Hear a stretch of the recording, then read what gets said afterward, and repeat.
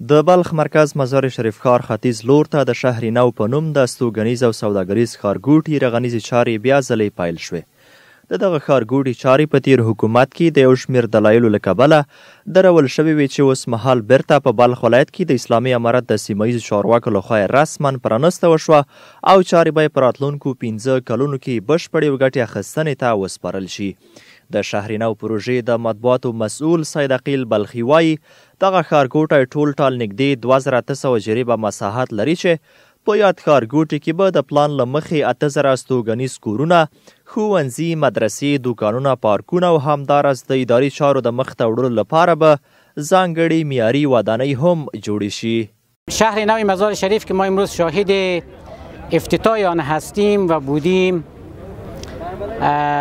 2722 جریب زمین احتوا میکنه که تقریبا شامل 8000 نمره رهایشی است که هر نمره دارای 400 متر مربع مساحت است و تقریبا 500 بلند منزل رهایشی و تجارتی داره.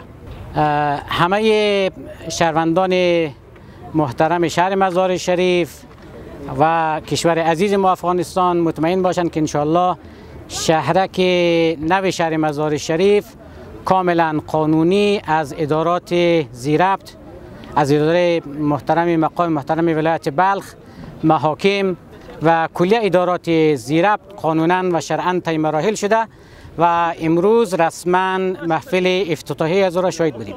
د دغه پروژې د پرانستې په مراسمو کې یو شمېر سوداګرو له دې اقدام څخه هرکلی وکړ او ژمنه یې وکړه چې دوی چمتو دي تر څو د دې پروژې په رغونه کې پانګونه وکړي. په بلخ ولایت کې 2 تنه سوداګر عجبګل او زرولي په دې اړه وایي این شهرک انشالله در آینده سهم میگیره و همکاری میکنه و واسازی میکنه و در ضمن و انشالله دیگر تاجران انشالله در قسمت در عرصه وعده میتیم انشالله سرمایه گذاری میکنیم و میکنند و مردم تشویق میکنیم که یک مملکت ما در حساب فضای آرام راحت زندگی بکنم. ضمن این شهرک بسیار یک شهرک پیشرفته و مدرن و موقعیت خوب قرار داره. ډیر یو نامي شهرک بی او ډیر نامداره شهرک بی. دلته به ډیر خلک سرمایه گذاري وکړي. اول موږ خپله کوشش کوو دلته که موږ سو که نور تجاران دي ډیره سرمایه گذاري هم دلته په نظر کې نیولې ده. زه وایم چې دا د ښار یوه څنډه ده او د دې 15 ولایتو تجارانو بارګیري به کیدای شي چې اکثریت هم دغه ځای نه وشي او دا به زموږ او ستاسو د ولس دپاره هم افتخار. بلخوا د بلخ ولایت مرستیال والی مولوي نورالهادي ابو ادریس له بهرمیشتو افغان سوداګرو څخه هم غوښتنه وکړه چې په هیواد کې د پانګونه وکړي او د افغانستان په بیا رغونه و پرمختګ کې د اساسی ونډه واخلي. امروز بسیار کلان پروژه در اینجا شروع میشه. واقعا خیلی در مردم ولایت بلخ واقعا یک برای مردم کسته یک کلان افتخار است که امروز ای آباد شوه، در اخیر برسه، در بهره برداری سپرده شوه. در همگی مردمی کسته و منفعت است، یک خیر کثیر است برای مردم.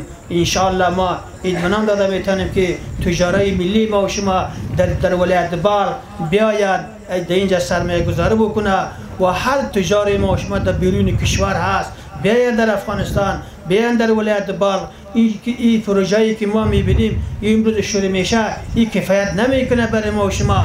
این تجاره ملی ما و شما در خارج که زندگانی میکنه بیاید سرمایه‌اش در اینجا سرمایه گذاری بکنه. به همین قسم پروژه ها و چندین پروژه ما داشته باشیم. د یادونې وړ ده چې د مزار شریف ښار د شهرینو ښارګوټي چارې په تیر نظام کې د یو شمېر دلایلو او اقتصادي ستونزو له کبله درول شوې وې چې اوس مهال بیرته پیل شوې.